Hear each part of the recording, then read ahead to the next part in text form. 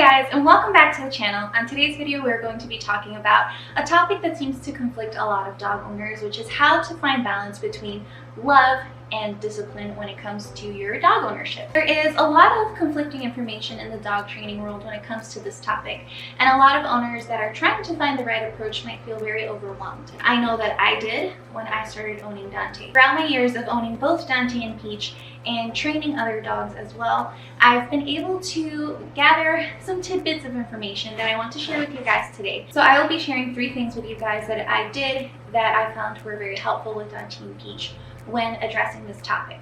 And now, before we start, I just want you guys to understand that just because you discipline your dog doesn't mean you don't love your dog, and just because you love your dog doesn't mean that you shouldn't discipline it. Discipline is love, and it can be life-saving for your dog and improve their quality of life in general. If you don't correct your dog for barging out of the door every time you open it, that can one day turn into your dog barging out of the door and running into oncoming traffic. And of course, don't forget to subscribe to our channel if you do find these videos helpful. I would really appreciate if you guys do that. It's a great way to support us. You can also like, you can also comment on your own experiences. I love chatting with you guys. So yeah, go ahead and comment down below, like this video, and subscribe. So the first thing that I did to help me find balance between love and discipline when it came to my relationship with my dogs is to set boundaries.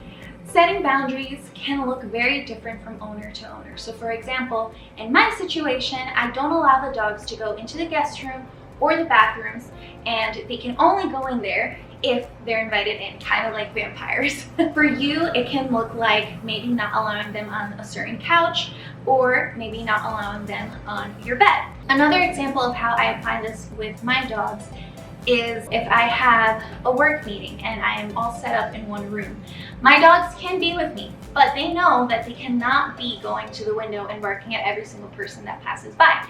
If they are going to do that behavior, then they are not going to stay with me in that room. So they know that when I'm on a call, they are to be relaxed, they are to be in their place, whatever it may be, but it's something that they learned through a lot of redirection, obedience, and repetition. I know that a lot of dog trainers can be opposed to allowing your dog on furniture like the bed or the couch, whatever it may be. But it's not the bed or the couch that is bad, it's the application. If your dog feels entitled to be on the bed, then they should not be there to begin with.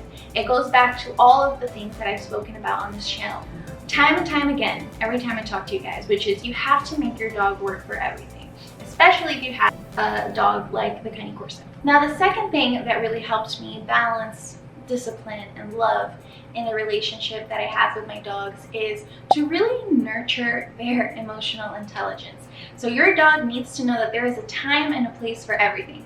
They need to know, hey, we can go buck wild in the backyard, but we need to be calm when we are in the glass aisle of AC Moore.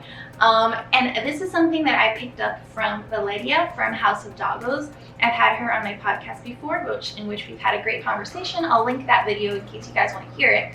But it's essentially teaching your dog how to be emotionally intelligent through rewarding them for that good behavior and really incentivize them self-regulating in all kinds of situations. I've practiced using my body language with my dogs so much that if we are play fighting, the moment that I get up and I walk away, they know that it's over. They're not, chasing me. They're not like trying to pull my clothes or anything like that. They know that, okay, this is over.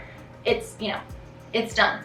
Of course, when they were younger and when they were puppies, they didn't understand, but the key was follow through and consistency when it came to that situation in particular. Another example that I can think of is with dealing with Dante and his weirdness for strangers.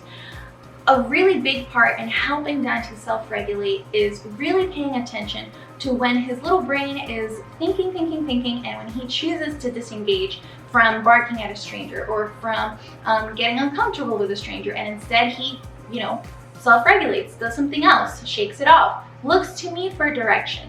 And that moment, that's when I will reward that behavior. Because at the end of the day, you don't want to rely on just yanking and cranking. You don't want to just be correcting your dog and not giving them the freedom to really make those good decisions on their own unprompted.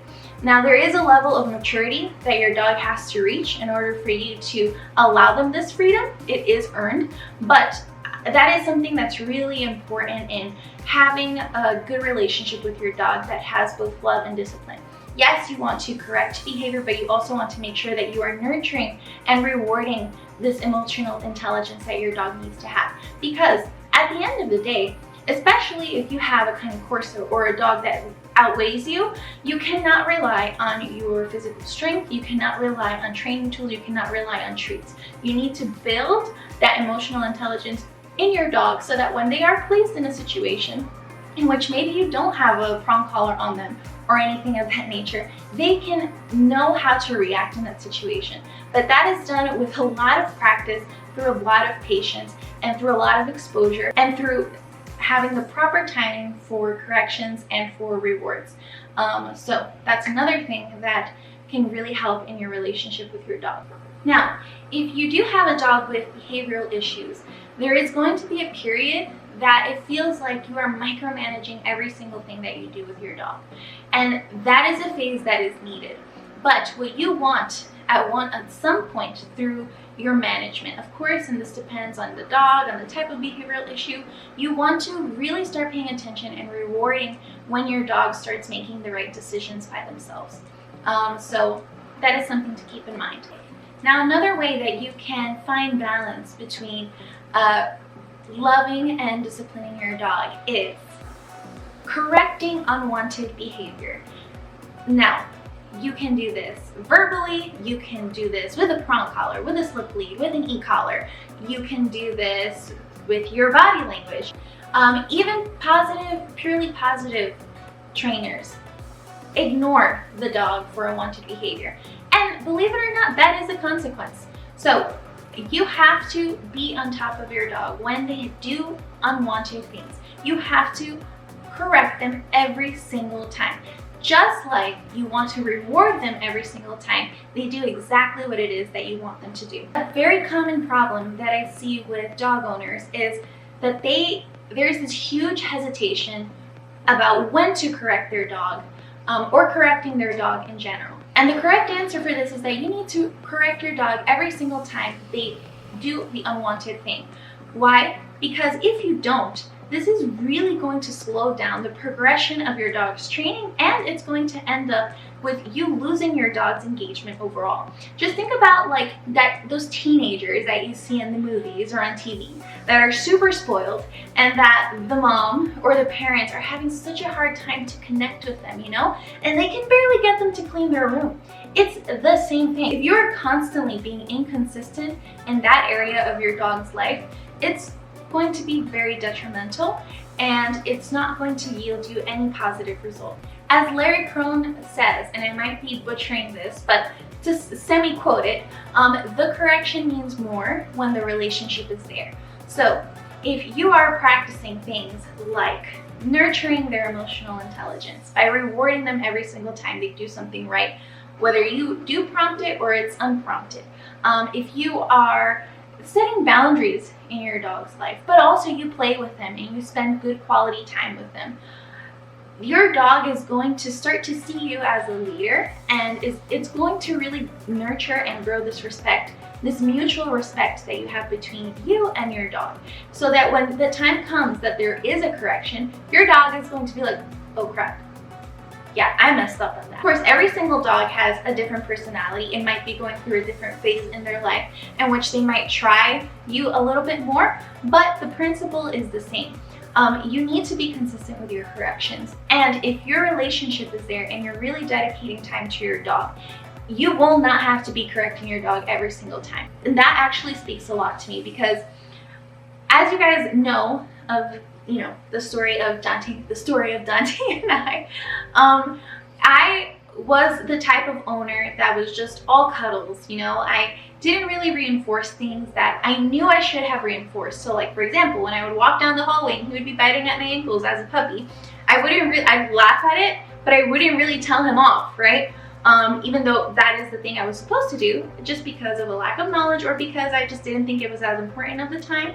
I I learned that once I started to really be consistent with that, with the corrections and with rewarding my dog, Dante's behavior changed completely, especially towards me. He started to really take me seriously. He started to really respect when I would tell him no, or when I tell him off.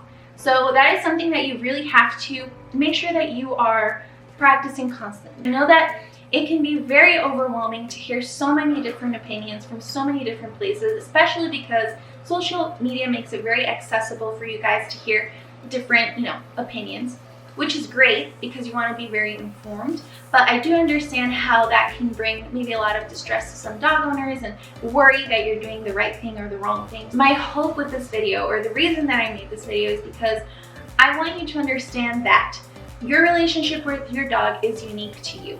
And there are some things that you might apply and some things that you might not. But at the end of the day, there will always be the principle, which is you have to correct your dog every time they do unwanted behavior and reward them every time they do the right thing. So that's something that you really have to gauge, that it can look very different from owner to owner, but the principle is the same. So I hope that this was helpful for you guys. Please don't forget to subscribe to the channel and comment, and see you guys until next time. Bye!